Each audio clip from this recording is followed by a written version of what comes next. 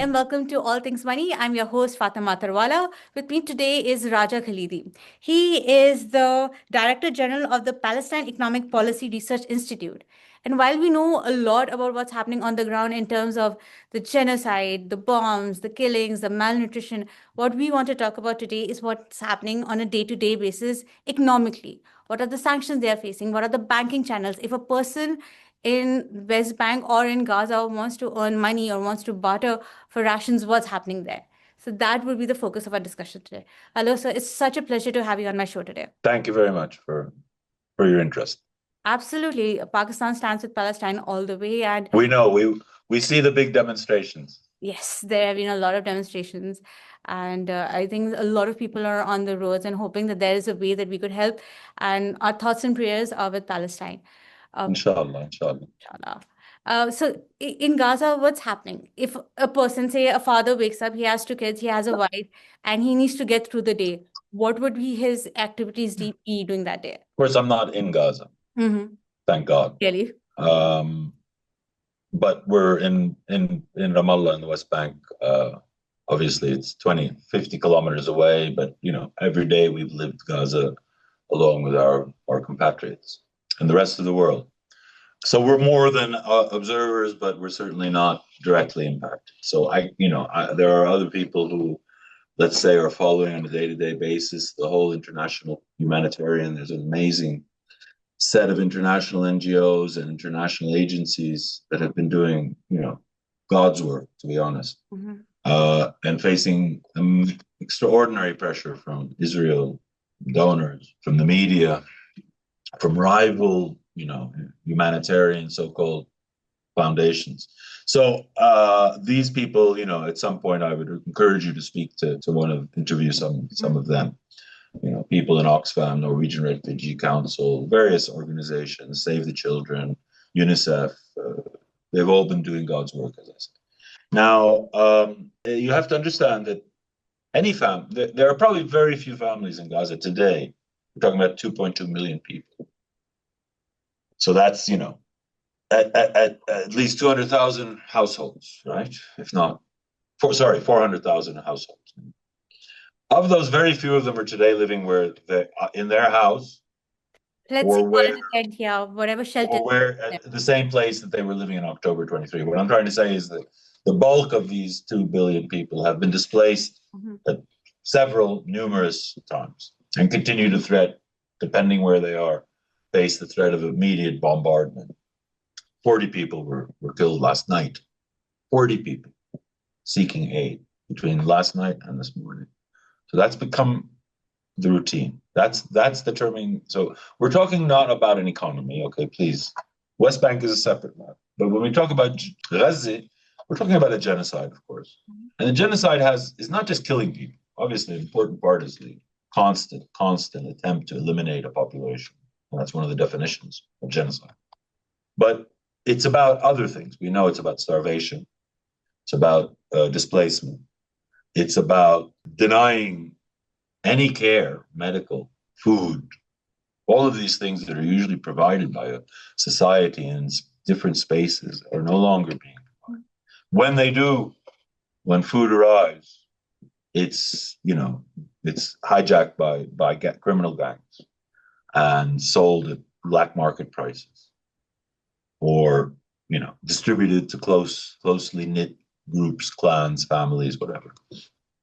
So if you're waking up in the morning, if the morning means anything, I don't think it does. I don't. Night and day is the same for them. It's not as if people go to bed at night and Gaza at 12 and wake up and start the war again. It's 24 hours. So it's depending on where you are, anyhow. Obviously, your only thing. You might be a PA employee, for example, in which case you're still supposed to be receiving every month a few thousand, maybe $1,000 from the PA. Receive that? They do ATMs into your bank account, which is still active, okay, and which you can access only by online digital banking, for example, and in which it's very hard to take cash out because there's no cash left in Gaza, or the cash that's in Gaza, the actual banknotes are so deteriorated, or there's just not enough liquidity in the market. So, digital payments have become not the main way of payments, but an essential way. So, people have to have a phone, they have to have access to internet, and they have to be able, I have to have the app and all of that. Anyhow, the point is that How do you work? if I mean, you, is there internet connectivity? Is there a place to charge mobile? yeah, in most places, most of the They time can there charge is. mobiles as well. I mean, And, not, very few people will not have a smartphone, etc. So there's, believe it or not, digital inclusion of the people under facing genocide, notwithstanding that they still have digital connectivity. No, so but going on, it's not only about the cash; it's about whether you have a source of income. So only 25, 35% of the population, not even of the workforce, have an assured salary from the PA and Hamas as well. I doubt it. Not even that much. So the rest, the bulk, 80%, 70% of households are totally dependent on aid, on handouts, on aid, if they can get it. So if you have a bit of cash, you have it because you're still spending, drawing down on your life savings, or because you've sold some gold, or because you have a few $1,000 coming in every month, or because one of your family overseas is helping you and sending you a few $100 a month. Various ways of people having a little bit of income. But even if you have the money, there's a supply bottleneck, which is so called what would Israel. you spend it on? Like, Well, there's very little to spend it on. That's why I'm saying 80% of the people, 70% of households probably don't have any income is there a right black now. market there? Like, if somebody really, really needs a medicine and they have the You cash. don't get it. You just don't get it. You can't get it. And if you know that if there happens to be some in the south, how are you going to get there from the center of Gaza Strip or from, and the health sector has been destroyed. So anything left, anything that remains in terms of medical care is localized, cellularized, individualized. There's not centers that you can go to and find something. You have to walk all day to get a meal for your family. So that's what you have. Basically, what I'm saying is that the bulk of people, that is their sole concern.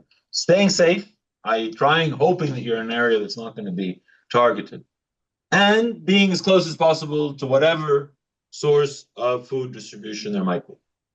The rest, medical care, anything else, clothes, shoes, new shoes, you find it in local stands, markets. There's a lot of that selling, old, used, I don't know, also new stuff which has been brought in and smuggled in by war profiteers instead of the food that they're supposed to have on their trucks. Israel has created a Wild West. I wouldn't even call it a Wild West. The Somalia famous, what Somalia used to be like, a killing zone, and nobody's doing anything about it. And so these are people who've been left. There's these famous TV, what is it, Hunger Games and Squid Game. This is literally, we're close to that. You've seen the videos of people running under fire to get some food, or to get home with the food they were able to pick up. So that's what life is about in Gaza. It's nothing. There's nothing else. It's about keeping alive, But there are people surviving, profiting. eating. So That's there is a all. black market. There is smuggling happening. Of course, of We- course, of course. Of course. What are the dynamics of that? And the 20% of the population that is getting a salary from the Palestinian Authority, do they have a job? Are they doing anything, providing a service? No, no. These are people who have been receiving salaries for a few of them are in the health sector and previously in the education sector, but largely these are 40,000 people, approximately 40. I think 40,000 employees that were employed by the PA before the split, and that it's remained, paying them. I don't know what percentage of their, but don't forget the PA hasn't been paying salaries for 3 months either to anybody in Gaza or the West Bank. So even if you are, so that's so it's really a terrible crush on income, supply, bottlenecks, let's call them that, which are either posed by Israel or through the web of criminality that it's been sponsoring. We see this gang in the south that Israel has proudly, touted we know were the people who were stealing and organizing the theft of aid coming in months ago, since the beginning of the aid flows. So this is Israel's purpose. It was to create precisely this sort of chaos in Gaza. It's to weaken Hamas's, even its civil and police control, which Israel, of course, for Israel, everybody in Gaza is a terrorist. But anyhow, the babies, baby terrorists too. Anyhow, and this is just frightful. It's talking about this very difficult to use, to give you, to describe All in the normal images words coming out, what's all going on. You just the have to watch and draw your own conclusions. And in this case, as an economist, there's very little that an economist can tell you. Okay, we know that prices are going up because of this and because of that. We know about the cash issues. We know the banks are not able to function. We know that they're X percent of the agricultural productive land has been destroyed. 90% of industrial enterprises have been destroyed, or at least cannot function. Uh, we know that water is cut off and that sewage is, the whole infrastructure, economic infrastructure is collapsing, or is partially destroyed and collapsing. And I can go on. I mean, so we know those things, those economic, if you wish, indicators of what's going on, but they just all add up to the same thing, which is the economics of genocide. And in Gaza, those economics take a very brutal, very So all of this, destructive. but West Bank has had its share of challenges, economic challenges as well. The sanctions, the banking channels, the taxes that were withheld or whatever. So maybe could you comment on that as well? What's happening in West Yes, of and what's course. happening in Ramallah? Yeah, the West Bank has had its own series of shocks since the beginning of the war, which at first looked like sort of, like reverberations as we have of an earthquake, for example, at the edge, let's say, of the epicenter, far away from the epicenter. So that began in October 23. So, and yet you had a functioning, and we've had a functioning government in place in the West Bank as well, within those areas that the PA Palestinian Authority is allowed to function. It continued to function. The government, in the middle of the war, they named a new prime minister and a new cabinet and etc. New work program, new agendas. So the government continues to do its minimal job of trying to govern. Okay.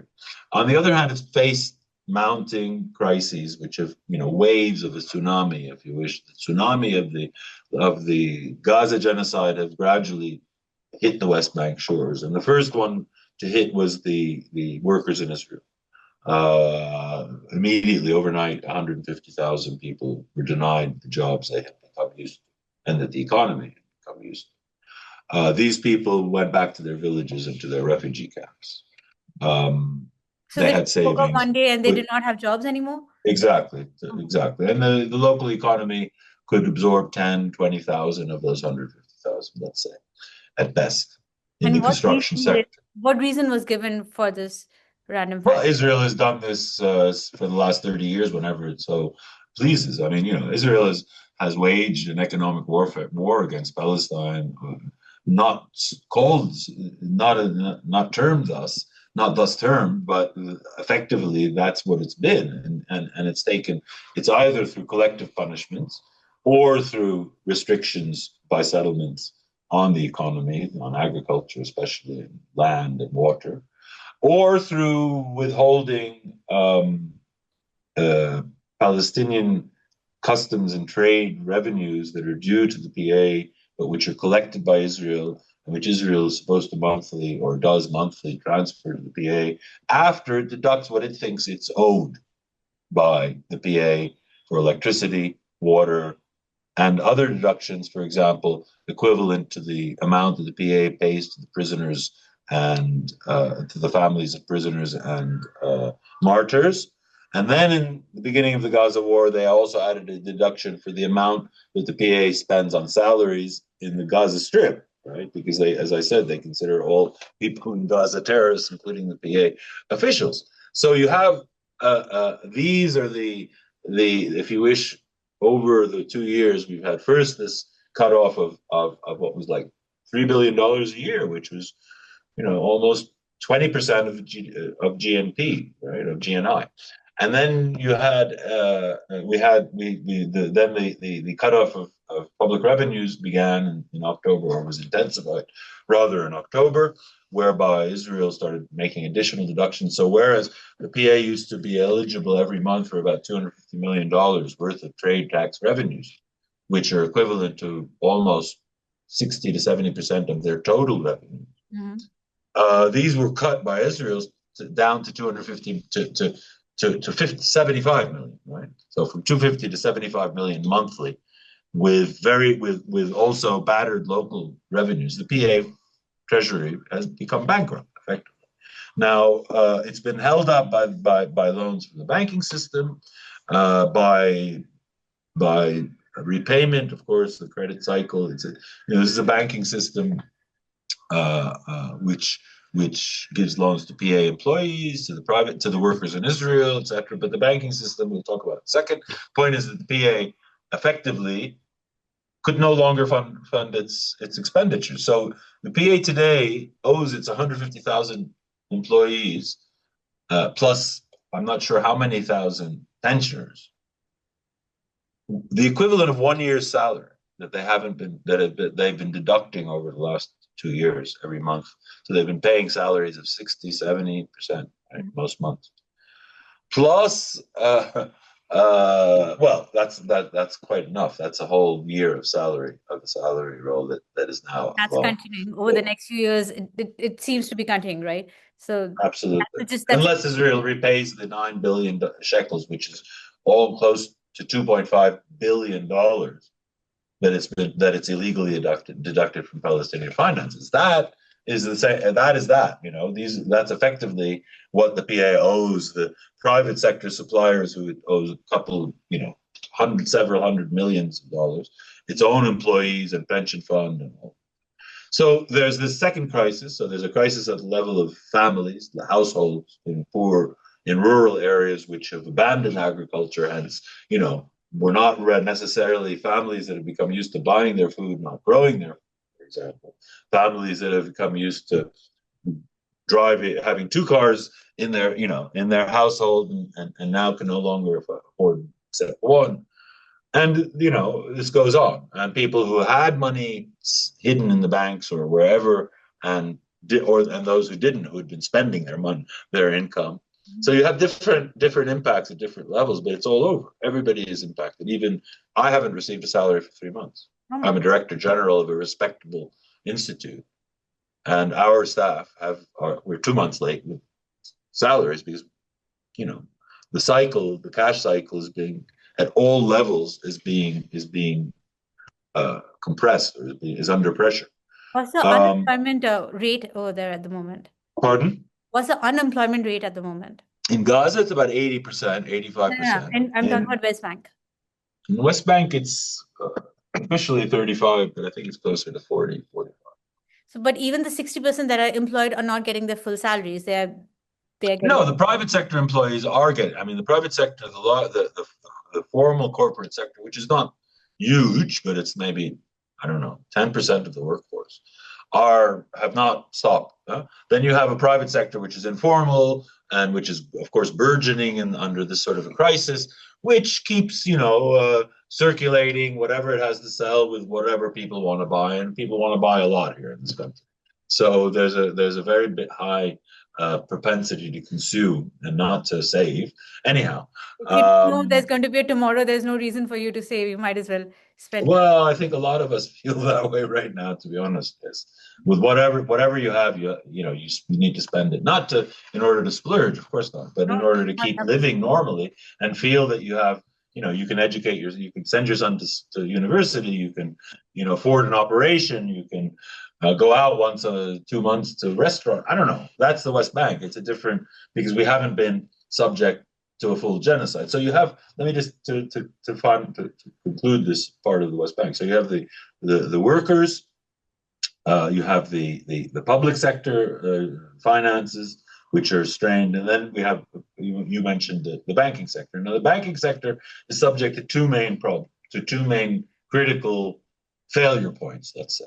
the first critical, and it's nothing to do with its soundness as a financial sector. We have an extremely sound financial sector, highly prudential, globally scrutinized for money laundering and all of those things, terrorist financing, etc. Diverse, offers lots of products, anyhow. So my point is that it's big, you have $25 billion deposits. That's huge. And something like $15 billion facilities or something like that. Just throwing broad numbers. But my point here is that it has two issues. One is that it's 60% of Palestinian economies, international exchanges are with Israel. Okay. And through Israeli banks. I mean. Mm-hmm. So this is trade, as well as some of the previous flows, labor, etc. But this is mainly trade, and be it especially imports. Now, to pay those imports, to pay Israeli suppliers, Palestinians need to use the banking system. Now, because of the Israeli control over the banking system. Well, it's all about the liability of the banking system to legal challenges by Israelis who would say that the PA should be sanctioned because they finance terrorism, etc. All of that. Because of that pressure, the government gives the two correspondent banks that deal with the Palestinian bank, gives them immunity, from any such prosecution, right? So as long as that immunity is in place, the banks are okay. They'll do their work. However, with this government in place and this finance minister, Smotrich, who's intent on ethnic cleansing of Palestine, as well as, of course, collapsing the PA, he has threatened twice over the last year, most recently a month ago, to cut these to no longer give the waiver or the immunity to the banks, which would mean overnight the economy would collapse. Not collapse, would be chaotic, because you would no longer be able to pay, transact for trade transactions. So this is one threat that keeps, it's a sword that the Israelis keep, have continually. So it's created an extreme degree of market panic at a couple of points. And the second thing is that by virtue of the agreements that lock the Palestinian economy into a customs union with Israel, since the the Oslo-Paris agreements 30 years ago, the Palestinian banks are allowed to, the Palestinian Monetary Authority regulates Palestinian banks and is quarterly transfers to Israel the shekels that are excessive, excess that we don't need, and that are, there's no place to store, to Israel, and Israel credits their accounts of these banks in Israel or exchanges it for foreign currency. Now, Israel had a limit. I mean, Paris put an initial limit of, $10 billion shekels a year, say $3 billion worth of shekels that they would willingly accept. And yet you have a buildup in the Palestinian market of excess, what is called excess cash, but which is actually only the fact that you have a lot of Palestinian Israelis who come and spend money here, and you have other things. You have I don't call it illicit financing, but you have tax evasion from Israeli Arabs. You have other things. So they use West Bank. There is a buildup. So the point is, the Israelis, pardon? And they're using. So the Israeli Bank of Israel would every 6 months would limit the amount that they accept. So the limit is now at 18 billion shekels a year. But in fact, there's still around 25. So there's a an excess buildup of shekels. And what happens, though, is that the banks then have problems accepting from their depositors any more shekels in there. So these are two risks that have created great stress that otherwise, in any normal situation, wouldn't exist. The last thing I want to mention in the West Bank is, of course, the settlers. Now, the settlers are not a new phenomenon. But until this war, the settlers were, by Israeli law, defined within very clear areas, i.e., anything outside something that the state had approved in terms of settlements was considered illegal, And yet, and any settlers who attacked Palestinians would have to be, it was rare, let's say, and the one time prior to the war near Nablus, Hawara, there was this huge pogrom, effectively, of settlers coming down and burning, terrorizing the local Palestinians. That was before the war. That was rare. I mean, there's a huge shock. Since the war, this has totally been transformed. Now, there is no longer such a thing as illegal settlements. 90 outposts that were considered illegal have now been legalized. Expansion areas of the settlements where they can expand are expanding. You have these hilltop youth, these extreme religious, nationalist, fascists, racists, I can not stop for words, illiterate immigrants from Brooklyn, to be honest, many of them, who are empowered to, wreak havoc to Bedouin communities, to pastoral communities, to isolated villages. So you have nightly pogroms. I use that word intentionally because this is exactly what was done in Russia in the 1900s to the Jews. So what's going on in the West Bank is, in fact, creating, adding to the economic crisis. What's going on in the West Bank in terms of this completely unrestrained onslaught by the most vile elements of Israeli society. Unchecked, no longer checked by the army, because you have people in power in Israel who want the army to allow this to happen. So we have a terrible situation that we didn't have 2 years ago. And that it means that you either going to have a war in the West Bank, and it's starting. I mean, local communities, because the PA has 50,000 armed men, but is not engaging with these attacks. They're remaining in their barracks because of the rules of engagement, let's call them that. So local communities are at the mercy of these baton-wielding, often armed, Molotov, throwing brigands. And now villages have started to mobilize. So, but that's going to just bring in more, it'll just provoke the Israelis even more to more violence, and then we'll be blamed. So this sort of reality, I don't live in Ramallah, but it's on the edges of Ramallah. You have Israelis doing things every day, as well as other parts of the West Bank. So this is, again, not only a economic challenge, but I think more importantly, it's a political challenge, and it's a challenge for the world because this is a genocide too. Quiet, not mass slaughtering, but not mass slaughtering, but it's headed there. But every day somebody is killed. Every day a settler shoots a Palestinian. Eventually, people in West Bank will rise strongly. No, not necessarily.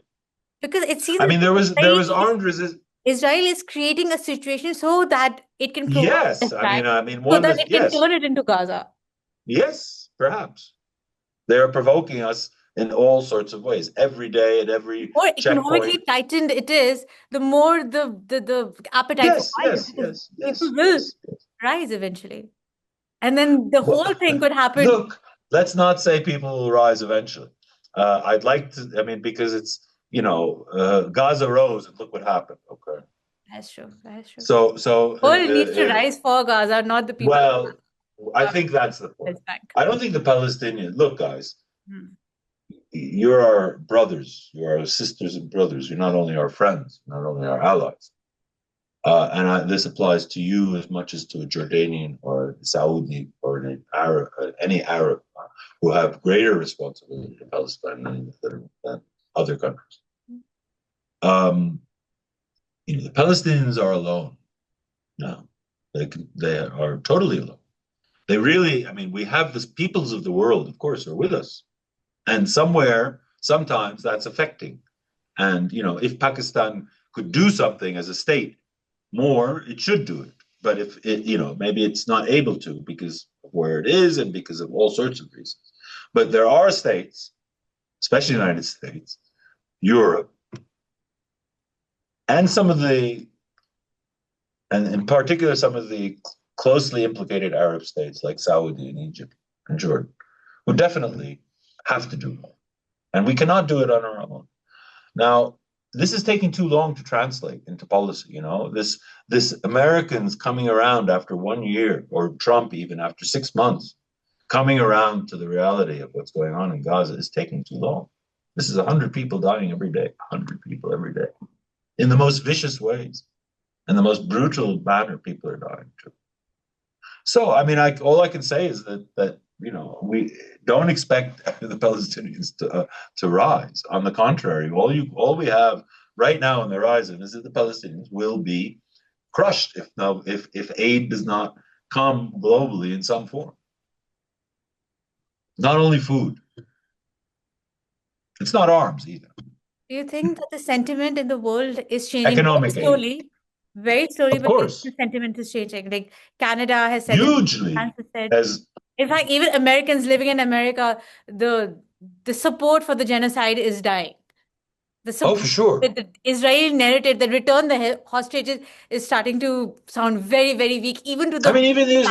Even the Israelis don't care about returning hostages. Sorry, the Israeli government doesn't care about returning hostages. The Israeli government only cares about remaining in power at any cost, and even if it means, extending a useless, senseless, brutal, unproductive war in Gaza. I So honestly did they're, not I believe in think they're at the equal end. for the score. I This think is they're actual true evil. To the lust for yes, power yes, it to is this level true. is actual incarnation of evil. This is the Yes, you said it. a word for it. You said it. I mean, look, I don't believe all the Israelis are Netanyahu or Smotrich. I really don't. Um, but I think there's a lot of work to be done in Israel before we can see this turn around, the tide turn. However much I agree with you that the global public opinion is shifting. What was it yesterday? A Gallup poll in the United States is approval of Israel is down to 30%, something like that. 60% disapproval of Israel. This is unheard of in the United States, not to mention Europe, which is just going crazy. This recognition thing is coming out of a sense of frustration. We cannot do anything. At least let's do that. We can talk about how important and effective that might be, but the point is that it shows that the pressure from the people works, makes a difference, and correct reporting and true and accurate media makes a difference. Look at when the New York Times, after 1 year, when we all knew what Netanyahu was evilly doing, finally the New York Times a few weeks ago admitted or documented how Netanyahu has prevented the ceasefire, prevented, etc. And all of these other things, the starvation, the malnutrition, the children, 16,000 killed, 20-something thousand orphaned. Donald Trump, Word of 6 months, he's children been 6 months, he's been going and coming and going and this and that. Shuhada, what is this world? That's the way Palestinians feel. And I'm sure you do too. Absolutely. I did. I mean, you cannot be desensitized. You see it on Insta, you see each image is so more horrifying than the next that it just defies logic at how the world can continue to ignore a genocide that is happening. And yes, the sentiment is changing, but as you said, each day for 100 people are dying. If the sentiment each day that it takes longer for the governments that can do something to realize more I mean, children it's are taken dying. us 2 years to get here. Another 2 years, we will not survive. Not even with Weeks, not months, with such maybe, but pressure. not years. We cannot put up with this for another 2 years of Israeli onslaught. So I don't know. I think things will change in Israel. Things will continue to change in the United States and in Europe. I think the global South has more to do. It should be doing a lot more. Its sympathy and its solidarity is not enough, to be honest. That includes you, Pakistan, but it's also I'm talking about Brazil. I'm talking about the bigger actors, even the Arabs. And so I don't, I'm not apportioning blame. I'm just saying if things do not change in Israel, and if things do not change, we on the ground can do no more. Okay. Absolutely, sir. Thank you so much for your time, and I hope that more and more such videos, more podcasts, more posts can together change the sentiment and We the have to.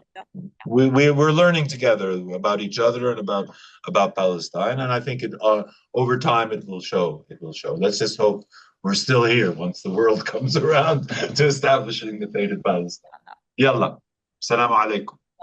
Thank you so much for your time. Bye-bye. Nice to talk.